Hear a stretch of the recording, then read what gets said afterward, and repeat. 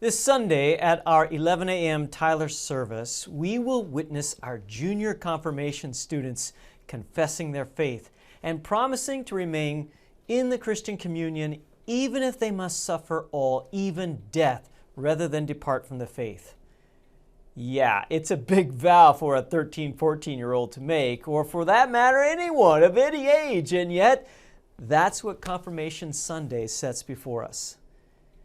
Why do we do this to our young people? One might wonder even why we set them up for such a failure, since many or most of the students will not continue on with an active church attendance, and only about 4% of people this age are continuing to be active in a congregation anywhere, that being after graduation from high school. The largest growing religious population in the United States are those who profess to be none or not affiliated with any religion at all. Yes, it does seem dire, but not hopeless. Remember when Elijah complained to God that everyone has turned away from the faith and he's the only one left? Do you remember how God answered the pessimistic prophet? In 1 Kings chapter 19, God said that there are 7,000 in Israel whose knees have not bowed to Baal and whose mouths have not kissed his image. Elijah couldn't see into the human hearts, and he failed to understand that God is in charge of all things and that nothing, not even the gates of hell, could prevail against him. If a snapshot had been taken of your life at various moments of your growing up, would you have always looked like the model of confirmation faith? And yet, you belong to Jesus, and nothing can take you from his hand. God is so patient with us, and he wants none to be lost. So we, as the people of God, continue to teach the faith to our confirmation students, and we listen to their confession on Confirmation Sunday, but we do so not jaded or skeptic, but knowing that the battle of prayer must continue and the work of teaching and preaching must continue for them and with them.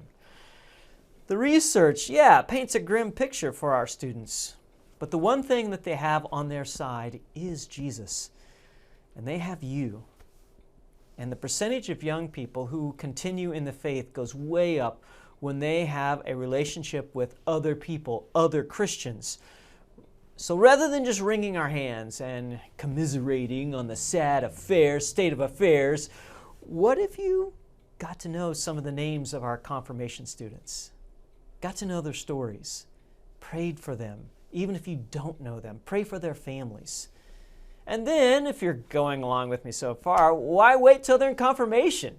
How about getting to know any of our young people of any age from infancy on? Yeah, we all have a role to play in each of our children's lives, be they parents, grandparents, aunts, uncles, along with all of us as a caring congregation. Imagine if you were just that nice person at church who really seemed to care about the young people. It goes a long way. So, what about this class of confirmation students?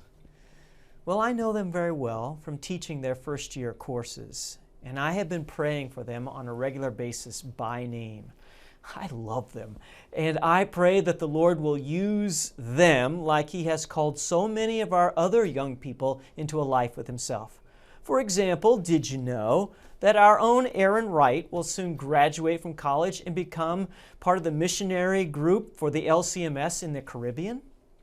Did you know that Britton and Briley Herbig will be joining a missionary group this summer, just like Christina Devaney did, Kaleo, and Christina's been serving in mission work with her husband overseas for years and years.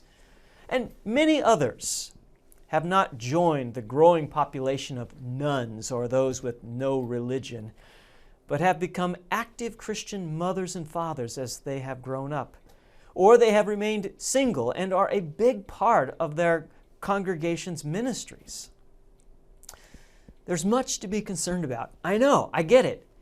And it keeps us in prayer. But there's also much to rejoice in, and that keeps our hearts tender and thankful to God. So, I hope to see you all this Sunday in Bible study and worship.